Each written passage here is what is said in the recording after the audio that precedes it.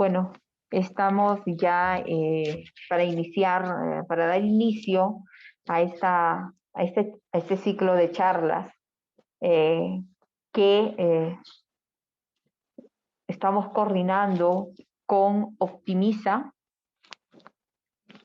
¿verdad? Es esta empresa con la que vamos a hacer hemos coordinado este ciclo de charlas, que precisamente empezamos el día de hoy, 12 de mayo, y desde ya la gerencia les da la bienvenida a todos los participantes a este ciclo de charlas en el que hoy día se tocará el tema de la importancia de los protocolos de bioseguridad para la reactivación del turismo. Bueno, como sabemos, esta pandemia nos ha traído una nueva forma de desenvolvernos, y para eso también tenemos que adaptarnos y por consiguiente lograr que nuestro sector se reactive. Y es de importancia indicar de que nuestro destino, Arequipa, cumple con protocolos. Esto nos va a permitir que los viajeros tengan confianza al llegar hacia nuestro destino. Así es que demos por inicio a este ciclo de charlas que empieza, como les decía, el día de hoy. Tenemos para el día 18 de mayo y una próxima el 28 de mayo. La bienvenida a cada uno de ustedes, agradecer a Optimiza por las presentaciones que harán durante estos 3 días de charlas. Y bueno, todos aquí venimos trabajando y haciendo esfuerzos por reactivar nuestro sector. Nuevamente, la bienvenida a cada uno de los participantes.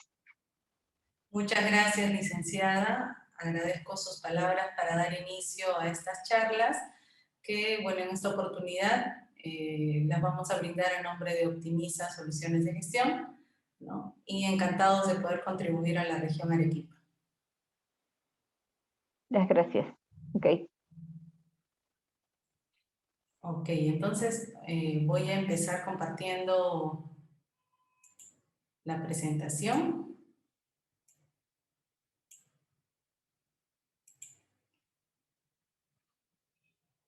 Espero que se vea. Si por favor me pueden confirmar si es que se ve. Sí, se ve bien. Se ve, ok, está bien, se ve. Genial.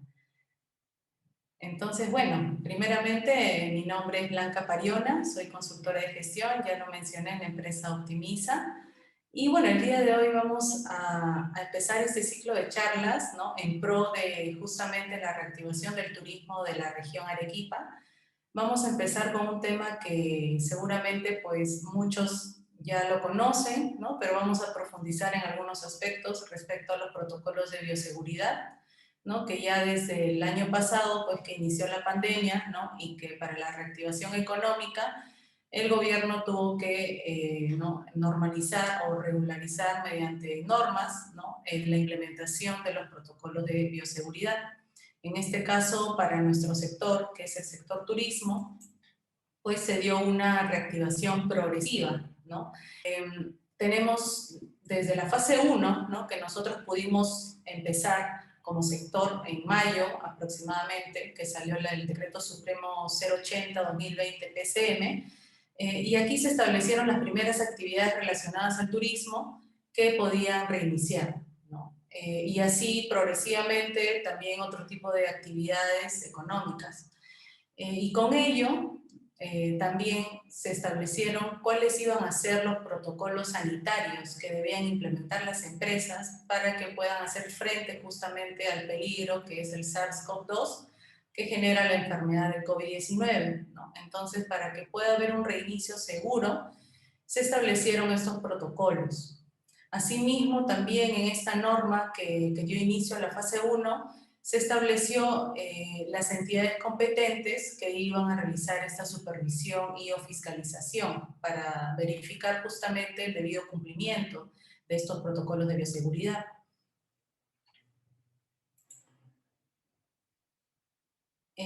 Como mencionaba, nosotros pues dimos inicio en la fase 1, ¿no? En el mes de mayo, donde la actividad que se reactivó, una de las actividades que se reactivaron fue el de restaurantes, ¿no? A través de la venta de comida por delivery. Y luego de ello también algunos hoteles, ¿no? Para justamente prestar también el servicio de hospedaje y el transporte turístico, pero solamente para algunas actividades esenciales, ¿no? Y luego de ello, ya cuando se promulgó el Decreto Supremo 117, 2020 PCM, se inició la fase 3, ¿no? Que esta ya trajo consigo más actividades relacionadas a nuestro sector. En este caso ya pudimos tener vuelos nacionales, ¿no? El transporte terrestre también se activó en mayor, digamos, pudimos unir ya más destinos, ¿no? Más destinos. Luego también las agencias de viaje y operadores de turismo, algunas actividades culturales, ¿no? Como visita a museos, de repente algunas áreas naturales, ¿no? Y entre otras que se fueron reactivando en esta fase 3 que se dio en junio de 2020. Y con ello luego tuvimos la fase 4 que inició en septiembre, ¿no? Y esta pues ya se ha ido, digamos, promoviendo desde ahí más actividades, ¿no? Hasta la fecha. En este caso, las actividades fueron, por ejemplo, los restaurantes y servicios afines, ¿no? Actualmente todavía no los bares, servicio de transporte marítimo, servicio de transporte de pasajeros y carga, el transporte aéreo también, que inició los vuelos internacionales, entre otros servicios de entretenimiento, que también incluía los parques temáticos. Entonces, en nuestro sector hemos sido, bueno, como somos un sector que genera movimiento de personas, ¿no? De un lugar a otro. Asimismo, bueno, como antes cuando teníamos un aforo mayor, ¿no? Se generaba de repente este tipo de aglomeraciones de personas. Entonces, nuestro sector tuvo que esperar un poco más, a diferencia de otros sectores, para poder reactivarse, ¿no? Pero a la fecha, pues ya tenemos varias actividades económicas relacionadas al turismo que se han reiniciado. Sin embargo, también podemos ver de que hubieron muchos cambios, ¿no? No solamente cambio, justamente este nivel progresivo que tuvieron la reactivación del turismo, se dieron varias normas, ¿no? Varias normativas respecto a cómo la empresa o el prestador de servicio turístico podía reiniciarse. Igualmente también, lamentablemente, por el nivel de riesgo de algunas regiones o de algunos lugares, se tuvo que volver a cuarentena en algunos meses y todo ello afectó al sector, ¿no? Entonces, esto también generó un nivel de incertidumbre, porque también, pues, actualmente, de repente antes de pandemia uno podía decidir un viaje con mayor prontitud, ¿no? O podía decir, quiero viajar a tal destino y de repente no consideraba tantos factores como ahora. Entonces, ahora tenemos un factor incertidumbre, ¿no? Que todo prestador de servicio turístico debe tener en cuenta, porque esto hace que el turista no tome una decisión tan rápida, ¿no? O no planifique con tanto tiempo de anticipación su viaje, a diferencia de otras épocas donde sí, de repente uno podía ser más arriesgado, ¿no? Pero ahora pues lo que más se valora justamente es que al viajar uno tenga o minimice el riesgo de contagio de COVID-19 al trasladarse. Entonces, es con ello que, ¿qué es lo que nos toca actualmente como sector? ¿No? Y ya lo hemos venido haciendo, de todas maneras, como mencionó la licenciada Giovanna, Arequipa ya es un destino que se ha preparado desde el año pasado, ¿no? Para que pueda recibir turistas. De hecho, yo he ido a Arequipa en 2 oportunidades el año pasado, y la verdad que sí he podido ver que sí hay bastante control, bastantes protocolos que se han implementado en los lugares turísticos, así como también, por ejemplo, en los lugares comerciales, ¿no? Y esto obviamente garantiza de que uno pueda sentirse más tranquilo, ¿no? Que si bien obviamente el virus no se ha eliminado, no es que no esté en el ambiente, pero de todas maneras los protocolos hacen que nosotros como turistas nos sintamos más seguros. Entonces, ¿qué es lo que nos toca desde la parte como prestador de servicio turístico? Generar confianza, ¿no? Generar confianza en que realmente lo que yo estoy ofreciendo como prestador es un servicio que se encuentra implementado, o es un servicio que se ha adaptado a las nuevas condiciones que tenemos actualmente, ¿no? Entonces, lo que nos toca es generar confianza, y esto cómo lo hacemos implementando los protocolos de bioseguridad, ¿no? Que justamente estos protocolos nos van a ayudar a que no solamente se minimice el riesgo frente al turista, sino se minimice el riesgo. Como sabemos, esta es una actividad donde intervienen varios actores, no solamente la agencia o independientemente el hotel, ¿no? Sino que es una cadena. Entonces, implementando estos protocolos hacemos de que el riesgo se minimice para todos, no solamente para el turista o no solamente para nosotros como empresa.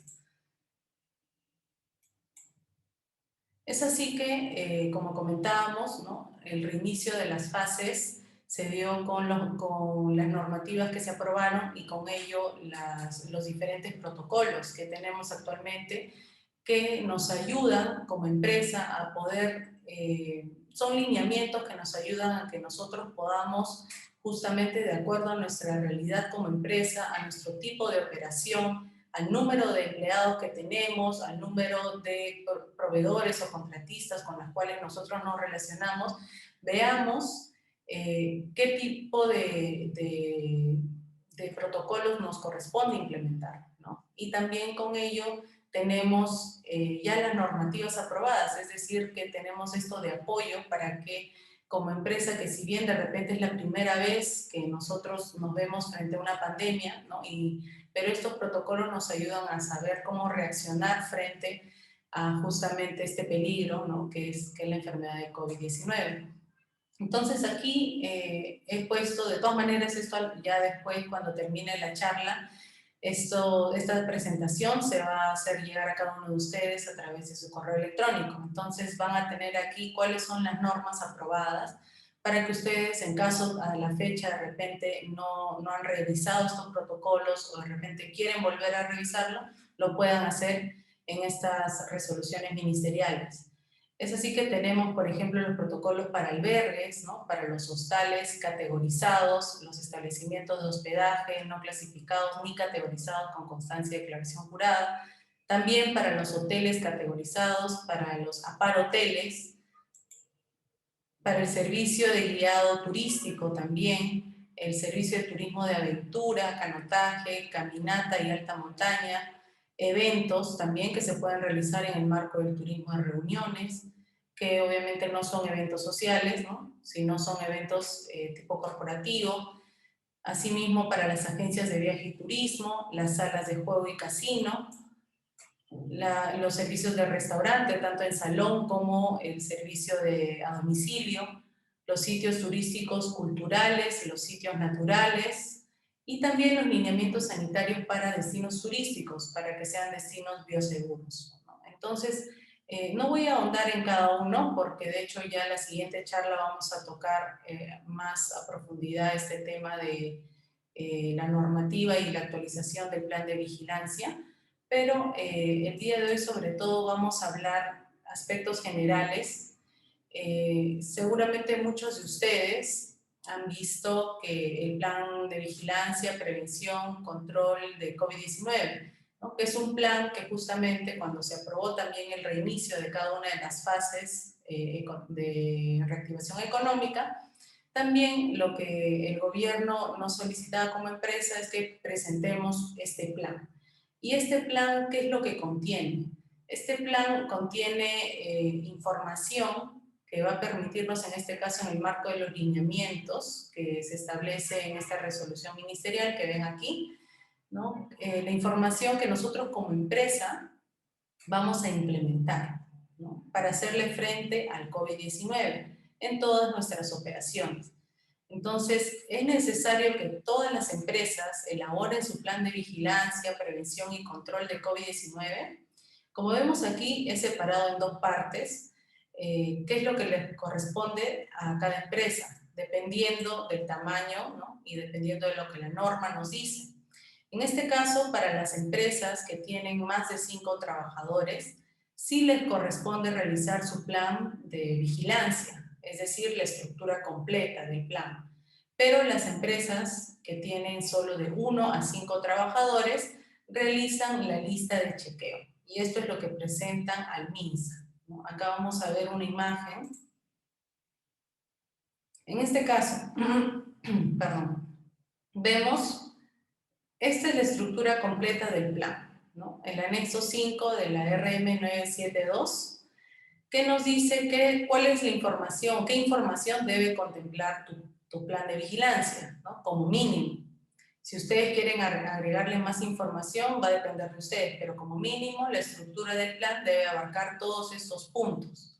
Entonces, aquí, para las empresas que son de más de 5 trabajadores, esta es la estructura del plan que deben considerar. Y las empresas que son de 1 a 5 trabajadores deben de presentar la lista de chequeo de vigilancia. Ahora, esto es lo que la norma nos dice, pero ¿qué pasa si yo soy una empresa de repente de 3 trabajadores, pero quiero presentar mi plan para la vigilancia, quiero elaborar mi plan para la vigilancia?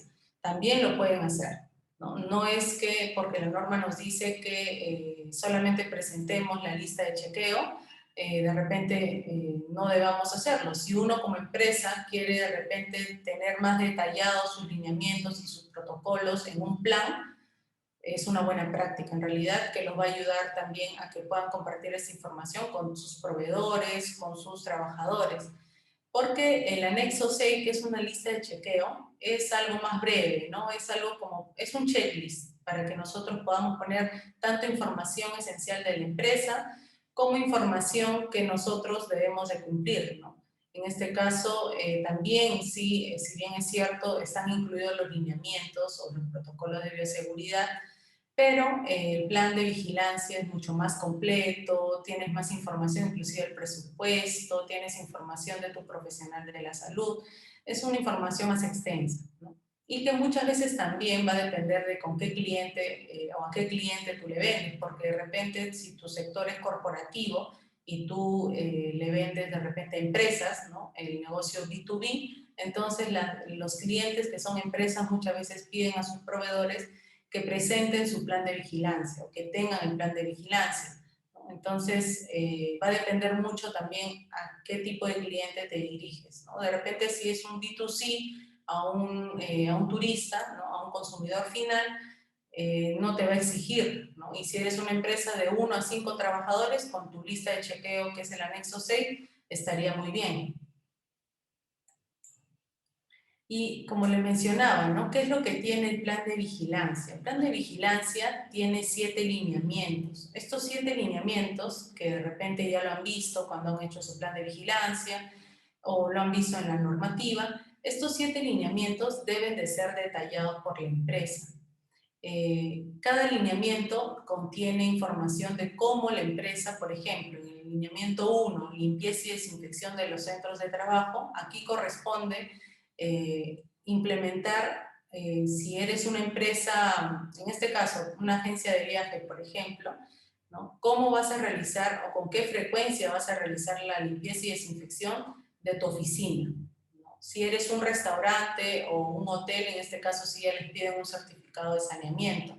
Pero si eres una empresa de repente que tiene oficina, ¿no? Y no eres un restaurante, entonces solamente con que establezcas la frecuencia, ¿no? O las veces que vas a realizar esta limpieza y desinfección, pues ya estarías contemplando este lineamiento en el plan. El segundo lineamiento, que es la evaluación de la condición de salud del trabajador previo al regreso o reincorporación. Aquí hay que tener en cuenta estos dos conceptos. Regreso es aquella persona que vuelve al trabajo, pero que ha guardado su cuarentena y no se ha enfermado, o ha sido asintomático. Y reincorporación es para las personas que justamente vuelven a la empresa luego de haber contraído la enfermedad y haber guardado su cuarentena y que les hayan dado de alta, ¿no? Entonces, aquí en este lineamiento como empresa, lo que debemos establecer es aquellas acciones que vas a realizar para evaluar la condición de salud de tu trabajador. Por ejemplo, la toma de temperatura es una de las acciones que tú realizas para saber si el trabajador presenta algún tipo de síntoma, ¿no? La ficha de sintomatología, que es una ficha, un formato que llenan cada 15 días los trabajadores para conocer también si tuvieron durante ese periodo de tiempo algún contacto de repente con alguna persona, caso confirmado COVID, o si tuvieron alguno de los síntomas que aseguraría que esta persona tiene COVID-19, ¿no? Entonces, en este lineamiento nos centramos en aquellas acciones que nos van a ayudar a nosotros a realizar esta vigilancia de la salud del trabajador. En el caso del lineamiento 3, que es lavado y desinfección de manos, bueno, esto ya lo hemos visto desde que empezó la pandemia, ¿no? Que se hizo bastante campaña sobre cómo deberíamos lavarnos las manos de forma efectiva, ¿no? Entonces se nos distribuyeron instructivos de lavado de manos de forma correcta, ¿no? Entonces aquí en este lineamiento justamente es eso, que establezcamos que en nuestra empresa tenemos las condiciones para justamente que nuestros trabajadores tengan o realicen un efectivo lavado de manos. Debemos tener un lavadero, debemos de contar con servicios higiénicos si tenemos un espacio físico, si estamos realizando un trabajo en espacio físico, ¿no? Y todas las condiciones, por ejemplo, alcohol en gel, ¿no? Jabón líquido, papel toalla, para que justamente podamos cumplir de forma correcta este lineamiento. El lineamiento 4, que ya es sensibilización de la prevención del contagio en el centro de trabajo, esto está más relacionado con las capacitaciones o con las formas de repente tipo charlas de 5 minutos o de repente reuniones que realices junto con tus trabajadores para sensibilizarles en cómo prevenir la COVID-19. Aquí es importante que se guarde registro de toda capacitación, charla, reunión que se haya tenido con los trabajadores para justamente darles este tipo de información. En el lineamiento 5, que es medidas preventivas de aplicación colectiva, sí, tengo una pregunta, Carmen Luisa, sí, dime.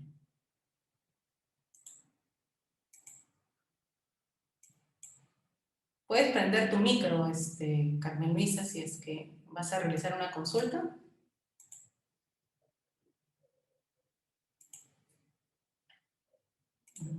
No sé, no logro escucharte, no sé si es que... Veo tu mano, has prendido la mano hacia arriba. O en todo caso, si es que tu micrófono no funciona, puedes escribir también tu pregunta en el chat y así lo puedo leer para poder ayudarte. Ok, entonces, bueno, estábamos en el lineamiento 5, medidas preventivas de aplicación colectiva.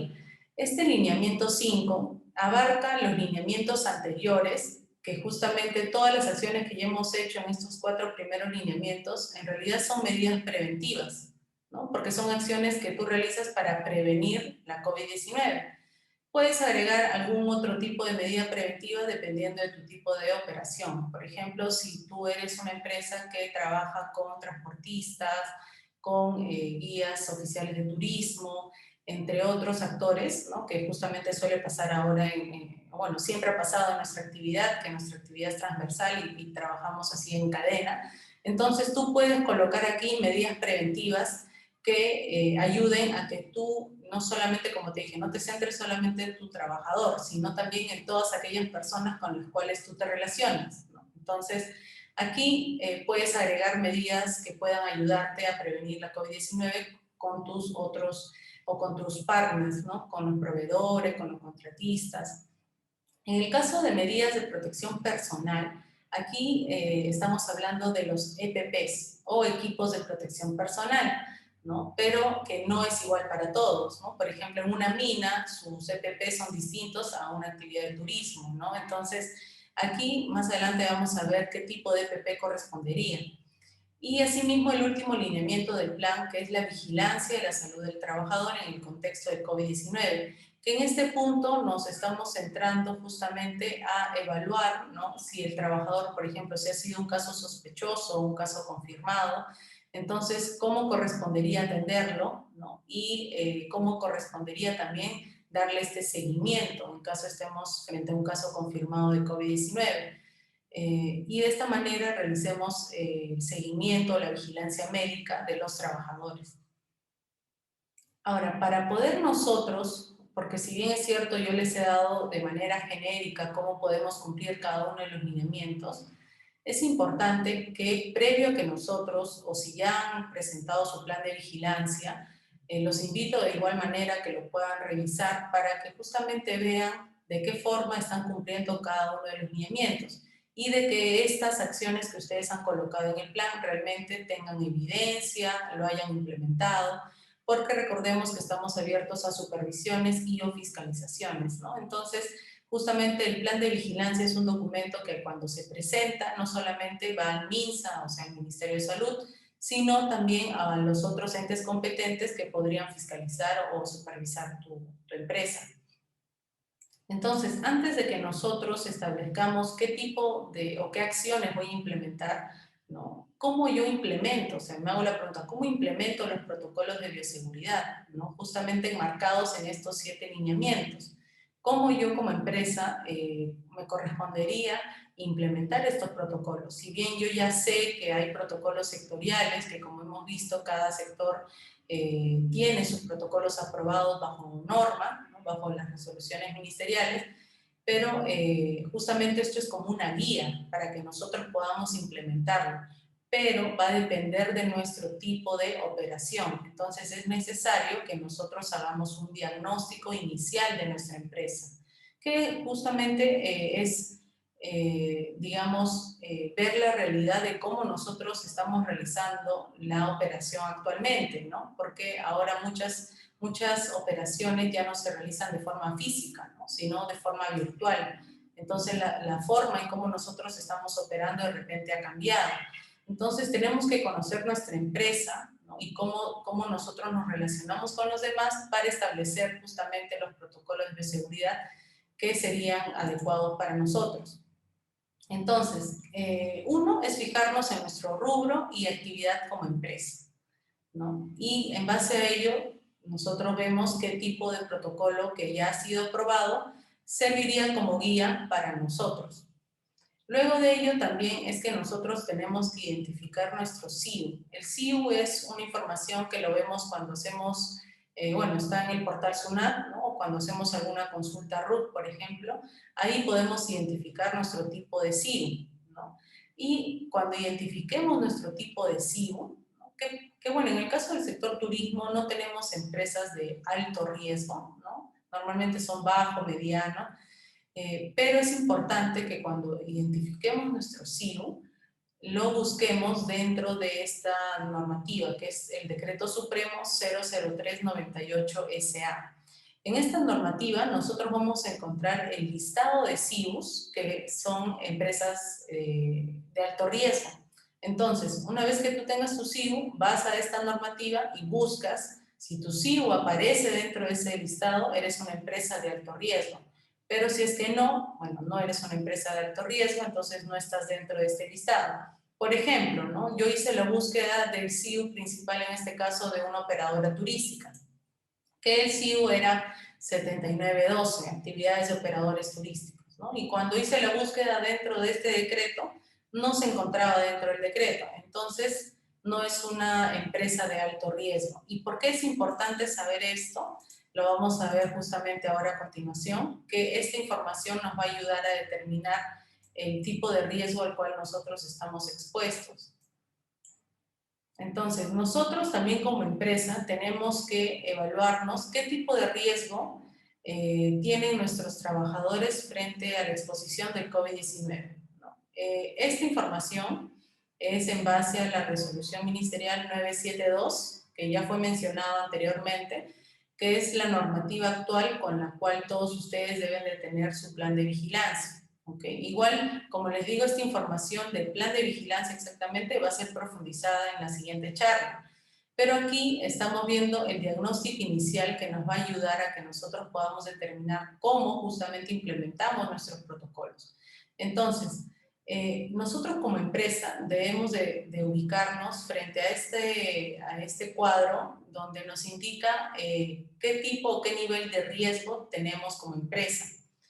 Como les decía, normalmente en el caso de turismo no tenemos empresas de riesgo alto de exposición o riesgo muy alto de exposición, porque estos dos tipos de riesgos son sobre todo para trabajadores que están expuestos, por ejemplo, los trabajadores de salud o los trabajadores que trabajan en los laboratorios que realizan las pruebas de descarte de COVID, ¿no? Entonces, sobre todo son aquellas empresas que tienen un contacto directo con casos sospechosos o casos confirmados. Entonces, nosotros nos encontramos aquí. Tenemos que determinar, en el caso del riesgo bajo de exposición, ¿qué nos indica la norma? Que todos los trabajos con un riesgo de exposición bajo son aquellos que no requieren contacto con personas que se conozca o se sospeche que tienen COVID-19. Asimismo, en el que no se tiene contacto cercano y frecuente a menos de 1 metro de distancia. Entonces, si por tu tipo de trabajo no tienes contacto directo a menos de 1 metro de distancia con el público, entonces tu tipo de trabajo es de riesgo bajo. En el caso de los trabajadores que sí tienen un contacto cercano y frecuente a menos de 1 metro de distancia con el público, entonces estamos hablando de trabajadores con riesgo mediano de exposición a COVID-19. Y esto es importante saberlo porque en base a esto vamos a determinar, por ejemplo, qué tipo de EPPs me corresponde utilizar, ¿no? Y esta información es importante que lo conozcan todos los trabajadores.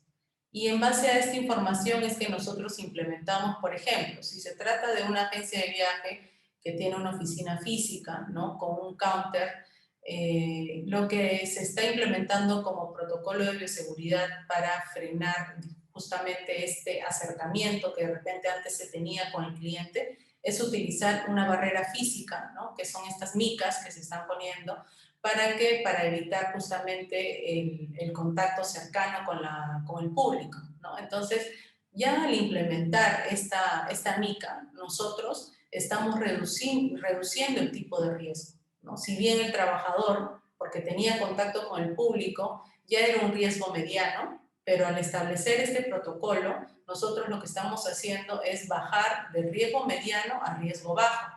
Entonces el trabajador ya está más protegido, el trabajador también ya no está tan expuesto, ¿no? Entonces, esto es importante conocer dentro de nuestra actividad a qué tipo de riesgo nosotros estamos expuestos. De igual manera, el tipo de profesional para la vigilancia de la salud, en este caso, si bien ya existe una norma desde hace muchos años, que es la RM 312, ¿no? Que nos habla sobre el tipo o cómo realizar la vigilancia, los protocolos para realizar los exámenes médicos, entre otros.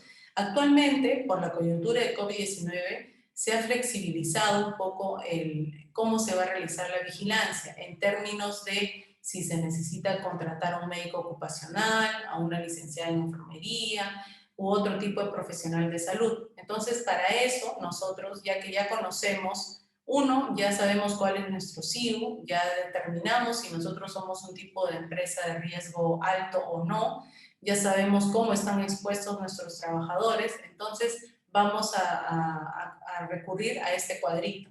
Este cuadro se encuentra en la RM 972, es el anexo 1, y esto nos ayuda a ver qué tipo de profesional de salud necesita nuestra empresa.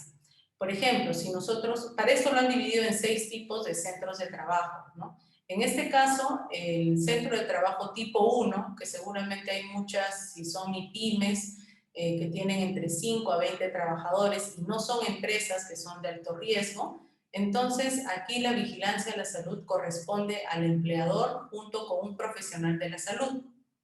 En el caso de centros de trabajo tipo 2, ya tenemos a empresas que tienen hasta 20 trabajadores, pero sí son de alto riesgo. Entonces aquí, igualmente, el empleador junto con el profesional de la salud, pero vamos a ver más adelante una diferencia en cuanto a las capacidades que debe tener el profesional de la salud.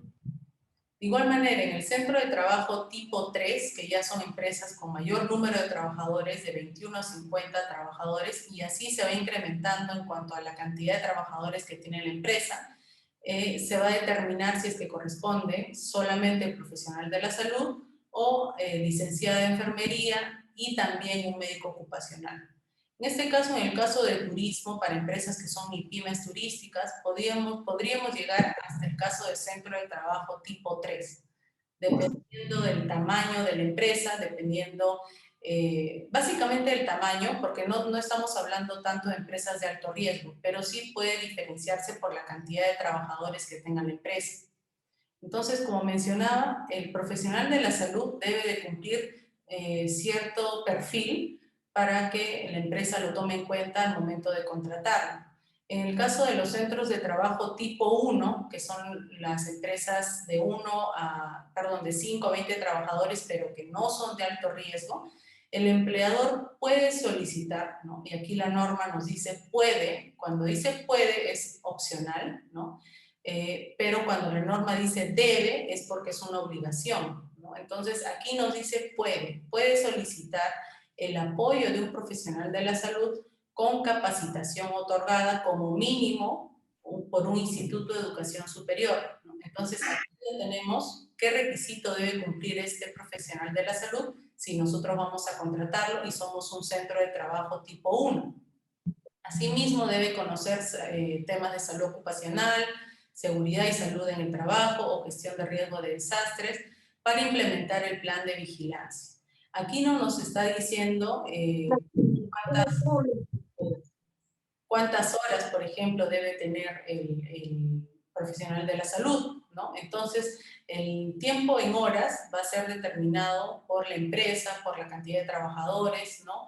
Y el profesional de la salud recomendará cuánto tiempo necesita, de repente es una vez a la semana, de repente 2 veces a la semana, dependiendo, ¿no?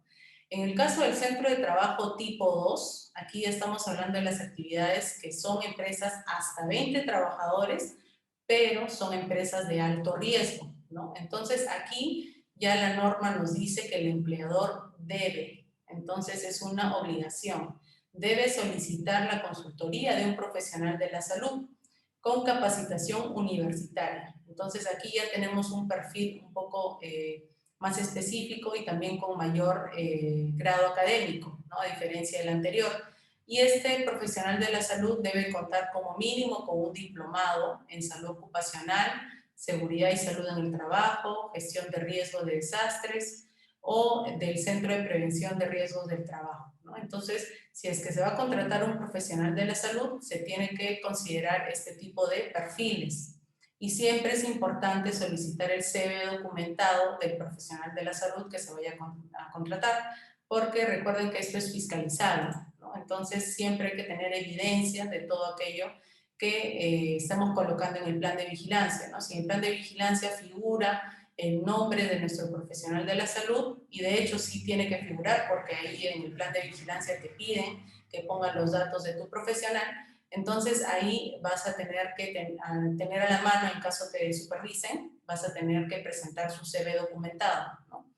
En el caso de centros de trabajo que son tipo 3, 4, 5, 6, que son empresas de mayor tamaño o empresas también que son catalogadas como alto riesgo, ¿no? Entonces aquí ya estamos hablando de ya no un profesional de la salud de repente con capacidad técnica o universitaria, sino que ya aquí requerimos de un profesional de la salud, como dice aquí, con maestría, ¿no? En el centro de trabajo tipo 3, que ya debe de contar con maestría en salud ocupacional, seguridad y salud en el trabajo u otro relacionado, ¿no? Que garantice que obviamente pues puede tener mayor capacidad para vigilar la salud de mayor cantidad de trabajadores.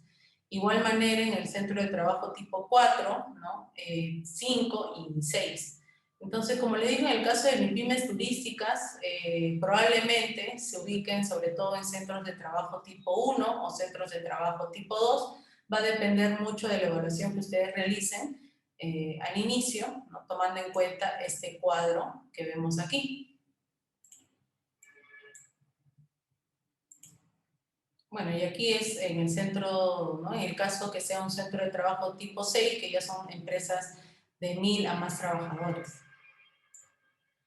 De igual manera, nosotros como empleadores debemos de considerar al momento de que nosotros hagamos este diagnóstico inicial, cuáles son los factores de comorbilidad que de repente alguno de nuestros trabajadores tiene, ¿no? Entonces lo convierte ya en una persona con condición vulnerable frente al COVID-19. Entonces aquí tenemos algunos de los factores que son, por ejemplo, si en su empresa tienen trabajadores con edad mayor a 65 años, ¿no? Esto ya representa mayor riesgo.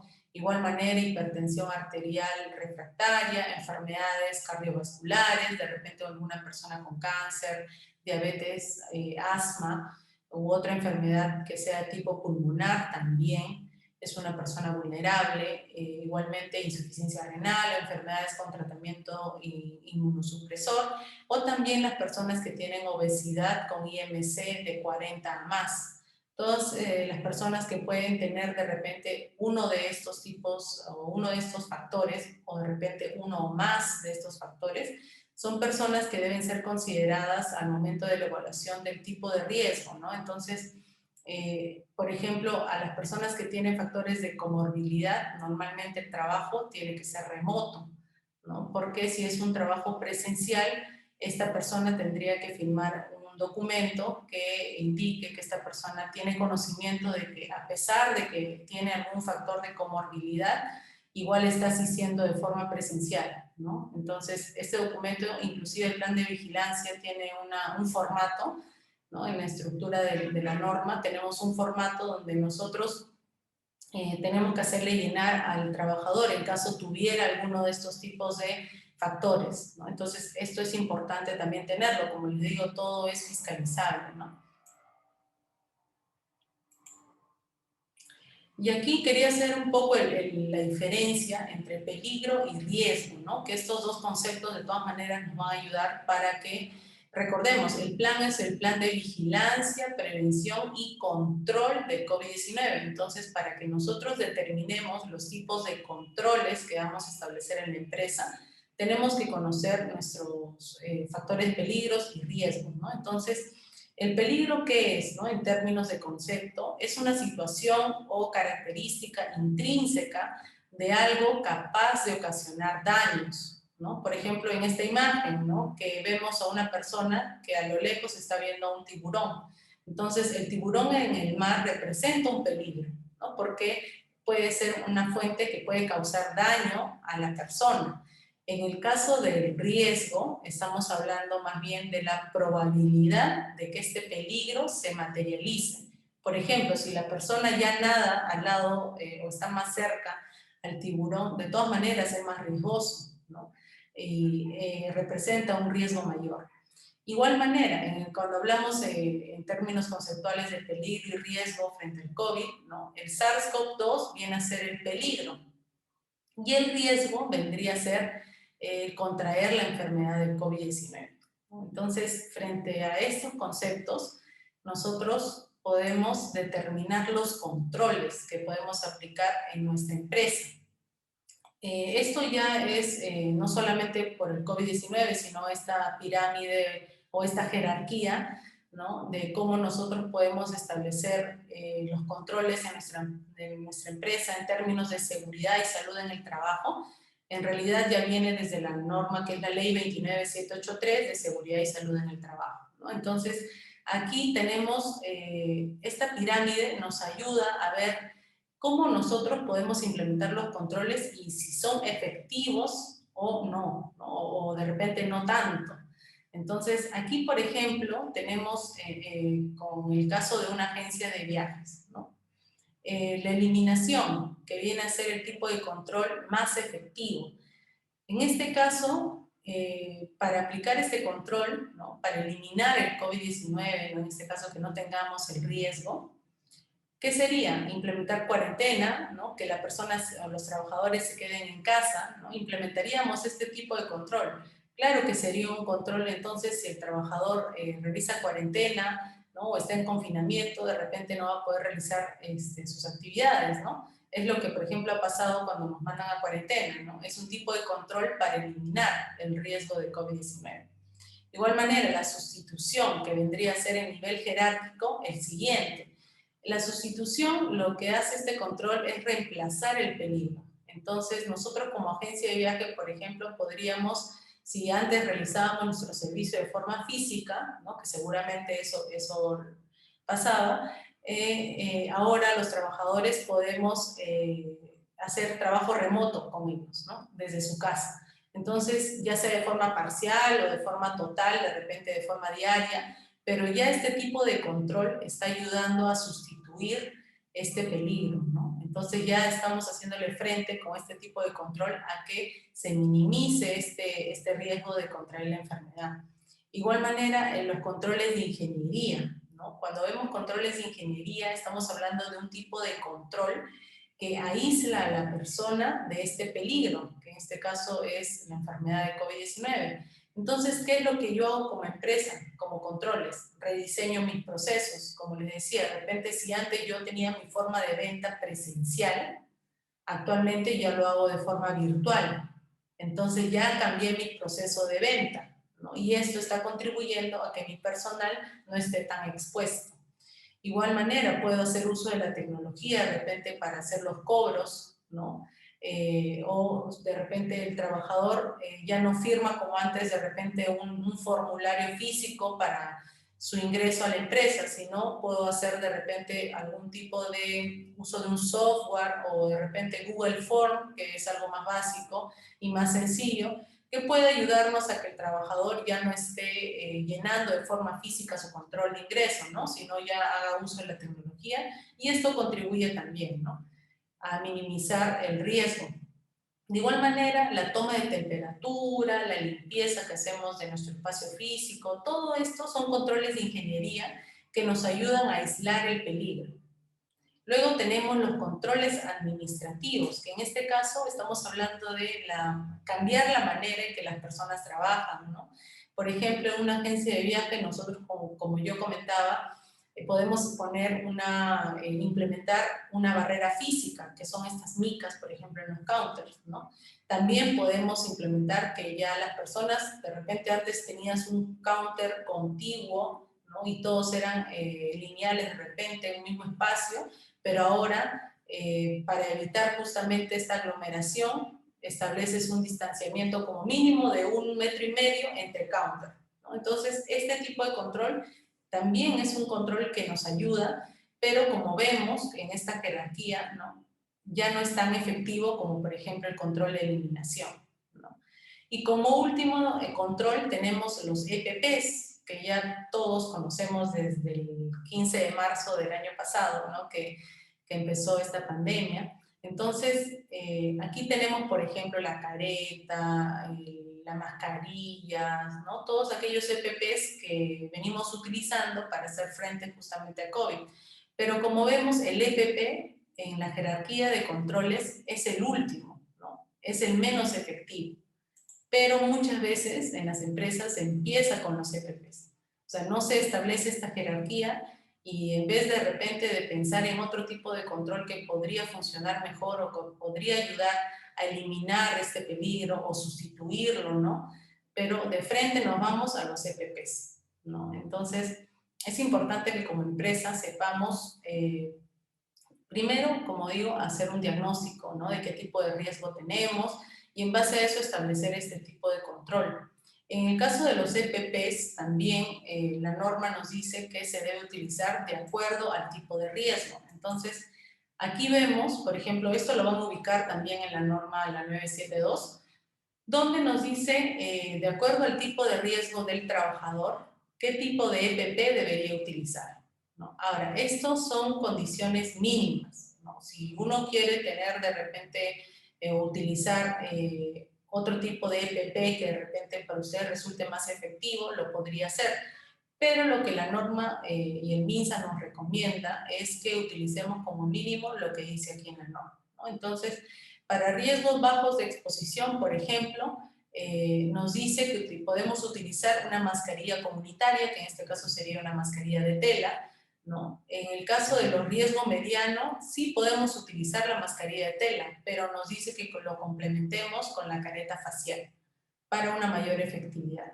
En el caso de la mascarilla quirúrgica, de igual forma, podemos utilizar tanto la mascarilla de tela como la mascarilla quirúrgica, ambas, si somos de riesgo bajo o si somos de riesgo mediano.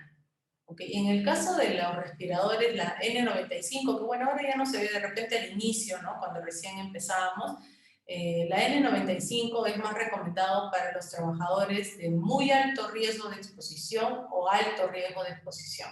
Entonces estamos hablando de los profesionales de salud, por ejemplo, ¿no?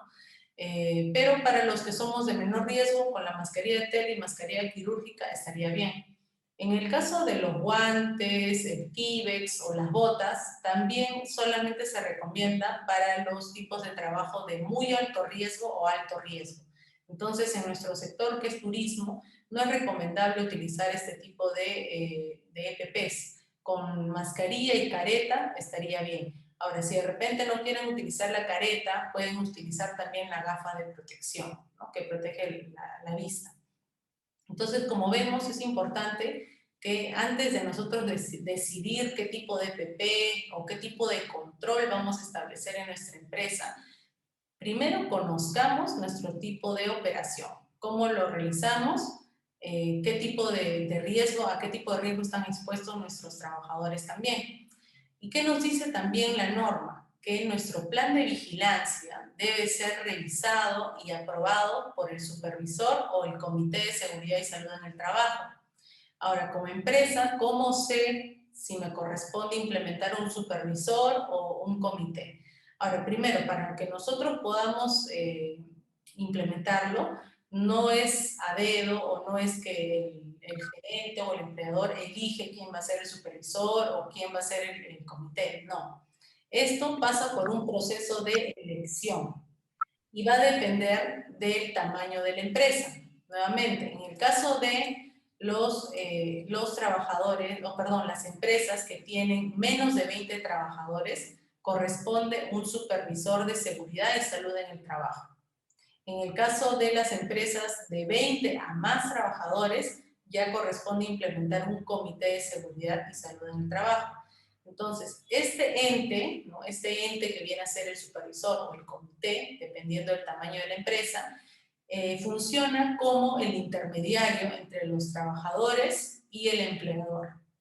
¿Okay? Y en este caso específico, por la coyuntura, es el ente que revisa y aprueba el plan de vigilancia y prevención y control de COVID-19 y también realiza el seguimiento a todo lo que se ha puesto en el plan que se va a implementar en la empresa. El supervisor y el comité deben de tener registros, deben de hacer un seguimiento para que realmente se cumpla todo lo que se ha puesto en el plan.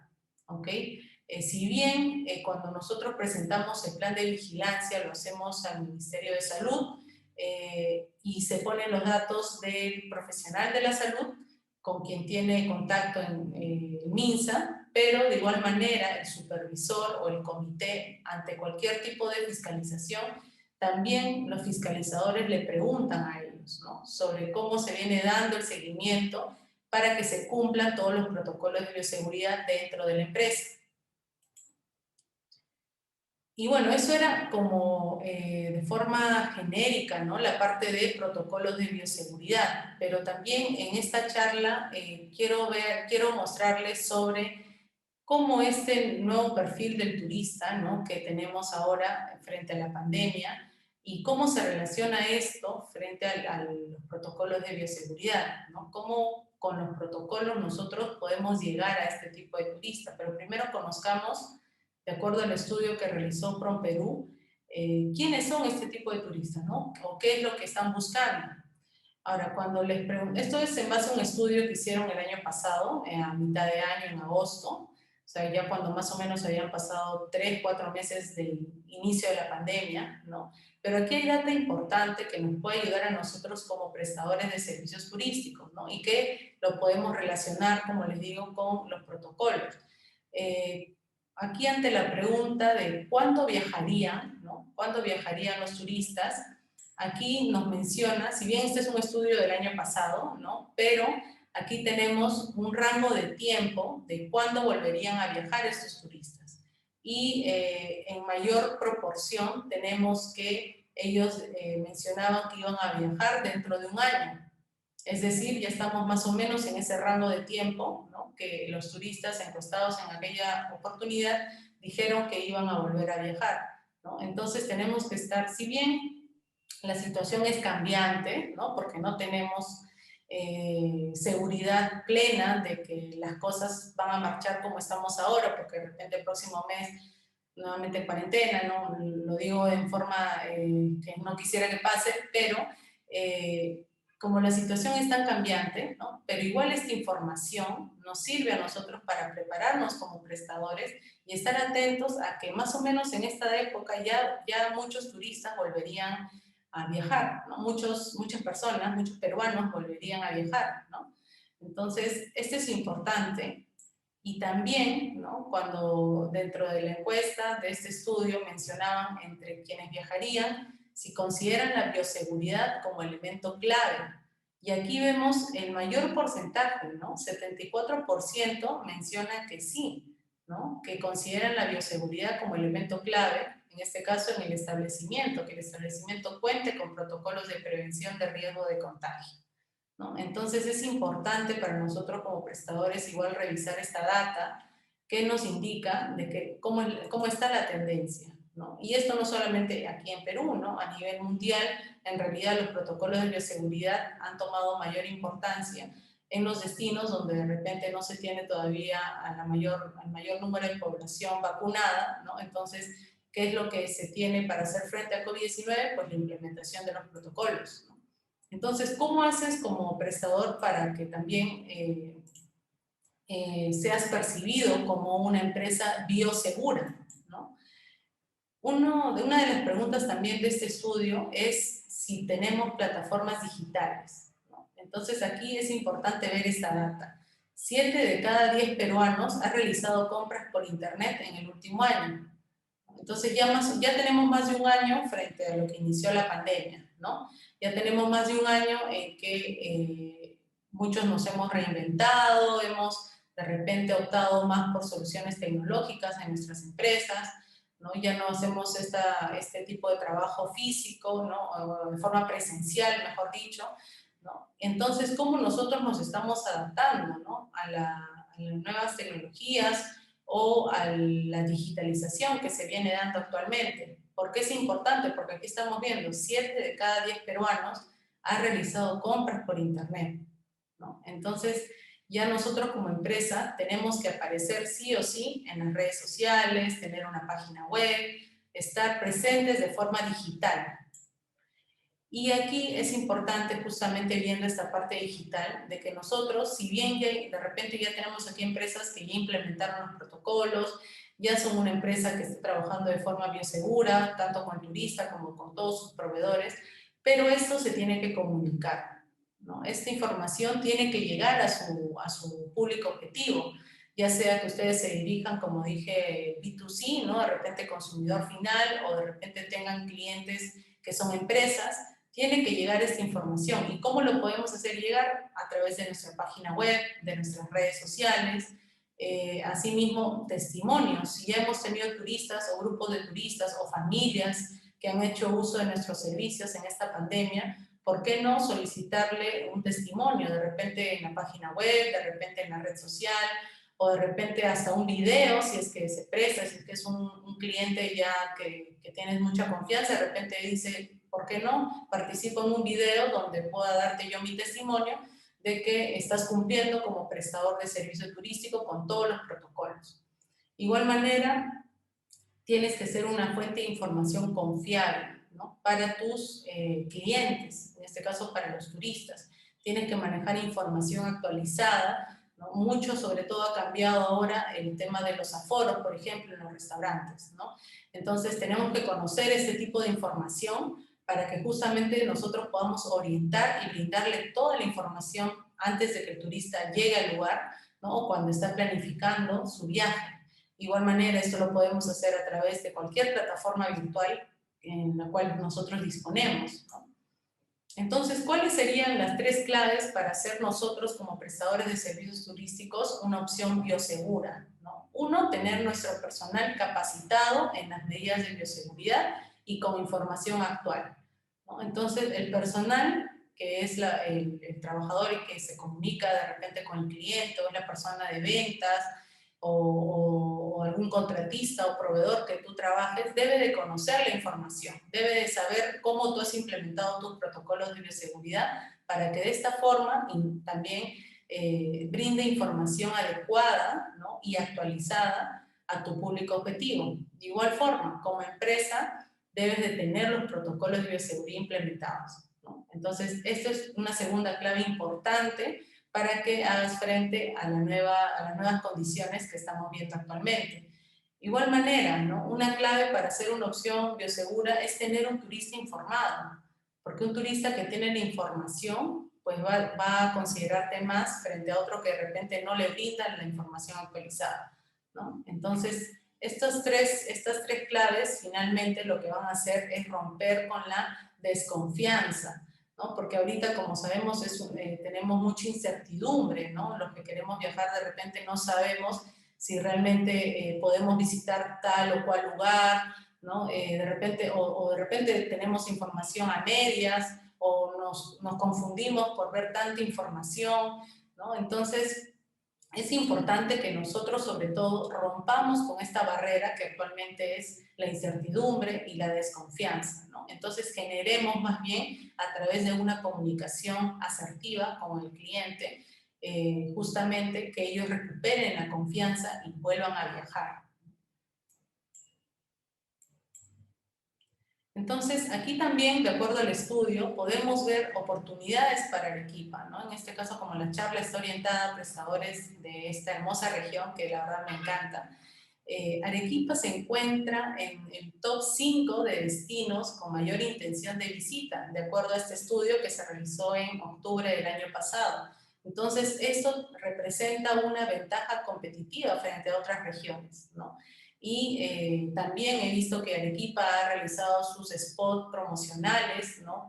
que justamente con la intención y con el objetivo de reactivar el turismo en la región, ¿no? Lo cual obviamente también marca la diferencia frente a otras regiones que de repente no lo han hecho, ¿no? Entonces, esto ayuda, ¿no? Y toda acción contribuye a que Arequipa como región sea reconocida como un destino bioseguro, ¿no? Y aprovechando que se encuentra obviamente en el top 5.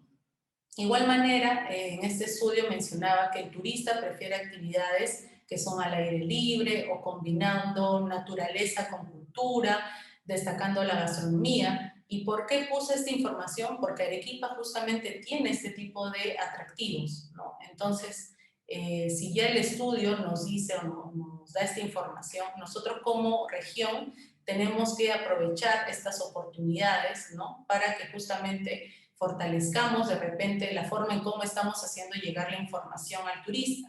De igual manera, hay una tendencia, ¿no? Y esto ya lo hemos visto con las playas del norte, ¿no? Que son lugares que los turistas pues han viajado desde el año pasado, desde que se pudo viajar con vuelos nacionales, han visitado esta ruta de playas del norte, ¿no? De igual manera hay una tendencia. Y Arequipa también tiene playas, entonces por este lado podemos ver también una oportunidad para la región. Y luego, ¿no? ¿Cuáles son los costos de la no implementación de protocolos de bioseguridad? ¿No? Porque hay un costo-oportunidad. Entonces, en este caso, ¿cuáles serían los costos? Uno, que no seas una opción elegible para el turista. Si es que tú no tienes los protocolos implementados, simplemente el turista, que ahora prefiere sobre todo su seguridad, sobre todo su tranquilidad y minimizar el riesgo, ¿no? Frente al COVID-19, entonces si tú no tienes protocolos de bioseguridad, no eres una opción elegible. Y esto me pasó justamente hace poco que fui aquí al sur de Lima, a Quilmaná, y por TripAdvisor busqué en un restaurante en Quilmaná, que es una zona pequeña que está aquí en el sur de Lima, y mencionaba justamente un restaurante y tenía muy buen récord, ¿no?, de opiniones, pero lamentablemente cuando llegué al lugar, en la parte de afuera del restaurante, estaban personas sin mascarilla, las personas, el mesero, la mesera estaban con la mascarilla debajo de la nariz. La verdad que todo eso ya hizo que yo dé media vuelta y preferí comer ya cerca aquí a Lima, ¿no? Porque era uno de los lugares más recomendados, pero lamentablemente cuando llegué al lugar no tenía un buen aspecto del lugar, las personas no estaban realmente cumpliendo los protocolos de bioseguridad, ¿no? Entonces toda esa imagen, ¿no?, que de repente pueden tener frente en TripAdvisor, ¿no?, por ejemplo, todo se cayó, ¿no? Porque finalmente me pude dar cuenta de que no, realmente no era una opción, ¿no?, para elegirlo ahora, ¿no? Y eso sobre todo pasa actualmente, que de repente antes tú no te dabas cuenta de este tipo de detalles, ¿no? Pero ahora sí, más que obvio que tenemos que darnos cuenta para justamente evitar este contagio, ¿no? Igual manera, si no cumples con los protocolos, aumentas el riesgo de contagio en la cadena de suministros, ¿no? Porque como vimos, el turismo no es una actividad que se realiza de forma solitaria. El turismo es una actividad transversal, ¿no?, donde intervienen el guía, la agencia, el hotel, el transporte turístico, etcétera, y el destino mismo, ¿no? Entonces, justamente, si no cumplen los protocolos, estás aumentando el riesgo para todos aquellos que intervienen en esa cadena. Y además, como ya mencionaba, es perjudicial para tu posicionamiento e imagen, ¿no? Si es que no cumples, obviamente estás posicionándote como una empresa que no está cumpliendo con los protocolos, que no es una opción actualmente, ¿no?, que de repente no te has adaptado a las nuevas condiciones.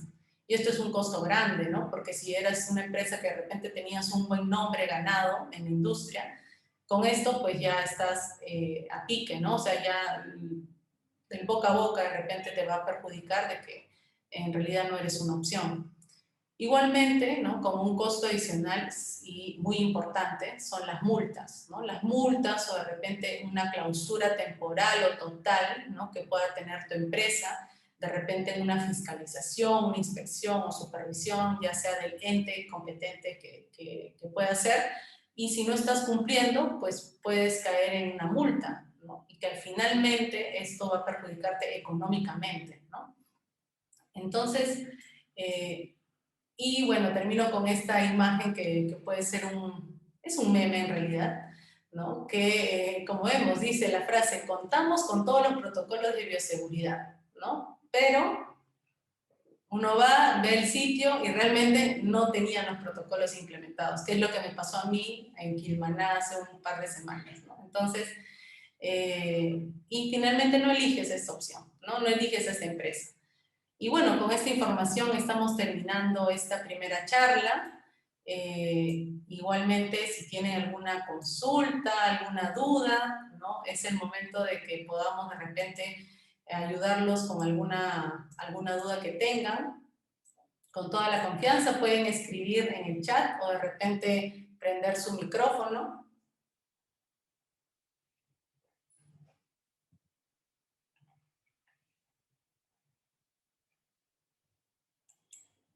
Había alguien que estaba con la mano alzada. No recuerdo su nombre.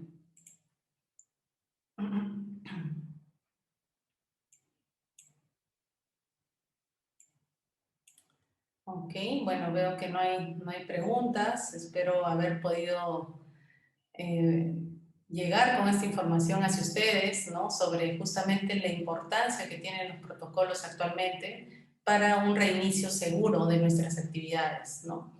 Igualmente, si es que de repente en el transcurso de estos días ustedes tuvieran alguna duda, alguna pregunta respecto a este tema, sí, dime, Edilberto Quispe, levantaste la mano.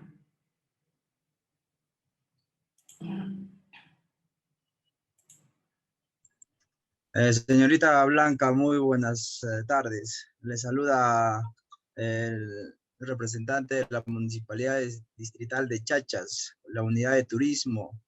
¿Cómo está? Mucho gusto. Igualmente, mire, tengo una pequeña duda. En el caso de que fuera una asociación que brinda servicios de turismo rural comunitario, ¿los lineamientos se rigen bajo las normas que usted lo ha especificado o tiene de pronto una especificación? Sí, mira, en sí, los 7 lineamientos que mencioné, estos 7 lineamientos se repiten para todos al momento de presentar el plan de vigilancia. La diferencia está en el tipo de operación, en este caso si se trata de turismo rural comunitario, ¿no? Si mal no me equivoco, que usted ha manifestado ahora, lo que tendríamos que hacer es verificar cómo se realiza la operación, ¿no? En este caso se realizan en las comunidades y se realizan en las casas, ¿no?, de las personas que justamente participan de este turismo rural. Entonces lo que se tiene que hacer es, en base a estos 7 lineamientos que mencioné, ver cómo se pueden implementar los protocolos. Por ejemplo, ¿se acuerda que el lineamiento 1 era limpieza y desinfección del centro de trabajo? Entonces, ¿cómo en los lugares, en este caso las casas, ¿no?, de las personas, cómo nosotros podemos implementar este lineamiento? Por ejemplo, ¿con cuánta frecuencia nosotros podríamos hacer esta limpieza, ¿no?, y tener un registro de justamente la limpieza que se realiza en este lugar, ¿no? Y así con los demás lineamientos. En realidad los lineamientos son generales para todos. La forma en cómo se va a implementar cada uno de ellos, ahí justamente que nosotros como empresa o como asociación debemos acudir a los protocolos sectoriales, ¿no?, que también dejé ahí cuáles eran las normativas. Entonces, sí, siempre consideremos los 7 lineamientos y en base a eso los protocolos sectoriales que tengamos dependiendo de nuestro rubro o las actividades que realicemos. No sé si con ello respondí a tu Muy consulta. amable, buenas tardes. Ok, gracias Edilberto por la consulta. Sí, como comentaba, ¿no?, si de repente ahora no tienen alguna duda, ¿no?, igual espero que sí para poder ayudarlos, pero si en el transcurso de los días de repente tienen alguna consulta, con toda la confianza, pueden ubicarme también en, bueno, este teléfono que aparece aquí, que es el teléfono de la empresa, o este correo. En la página web también tenemos un formulario donde pueden de repente poner alguna consulta y nos va a llegar de todas maneras el correo, ¿no? Y si no, pueden hacerlo ahora que estamos en la charla. Y la siguiente charla, que es el 18 de mayo, que es el martes, vamos a hablar ya más a profundidad sobre justamente cómo elaborar y actualizar el plan de vigilancia, porque la última normativa, que es con la cual me he enfocado ahora, de los lineamientos, se actualizó en noviembre del año pasado. Entonces, si como empresa tú tienes tu plan de vigilancia, de repente con la normativa que estaba vigente en agosto, en septiembre o octubre, es decir, antes de que salga esta nueva norma, entonces sí te recomendaría que asistas a la siguiente charla también para que podamos ver cómo vamos a actualizar este plan de vigilancia, ¿no? Porque recordemos que el plan de vigilancia es un documento que se actualiza ante cualquier cambio normativo o también algún cambio de operación dentro de la empresa que amerite que cambiemos de repente la forma en cómo estábamos desarrollando nuestros protocolos. Entonces, es un documento que sí se puede actualizar y es necesario que luego de actualizarlo se envíe justamente al MINSA, ¿no?, que es lo que vamos a tocar en la siguiente charla, ¿no?, de cómo también se hace esta presentación, ¿no?, y lo que mencionaba también, que el supervisor o el comité de seguridad tiene que aprobarlo y revisarlo. Entonces vamos a ver cómo se implementa también este supervisor o comité, ¿no?, dependiendo del tamaño de tu empresa. Y bueno, no sé si alguien más tiene alguna pregunta de repente o alguna duda.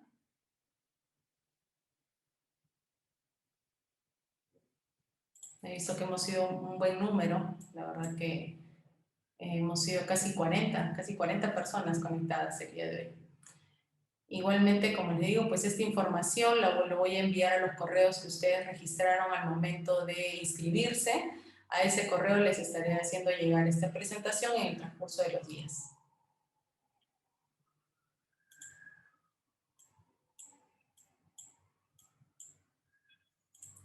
Ok, bueno, entonces agradecerles por su presencia, por haber participado en esta primera charla. Espero que realmente esta información los ayude y les sirva para que puedan revisar de repente si es que todavía no han implementado o ya implementaron sus protocolos, les ayude a ver cómo de repente podrían optimizar también, ¿no? Porque muchas veces, al momento de implementar, lo que está pasando es que se llenan de muchos registros las empresas, ¿no? Entonces tampoco hay que generar esta burocracia.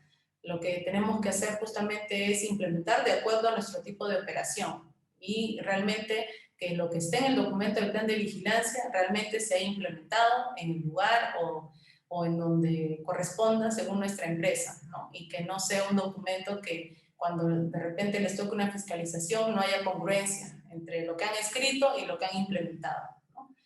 Y bueno, eso sería todo de mi parte. Les agradezco mucho nuevamente y nos estaremos viendo la siguiente charla, que es el martes 18 de mayo. Muchas gracias y buenas tardes.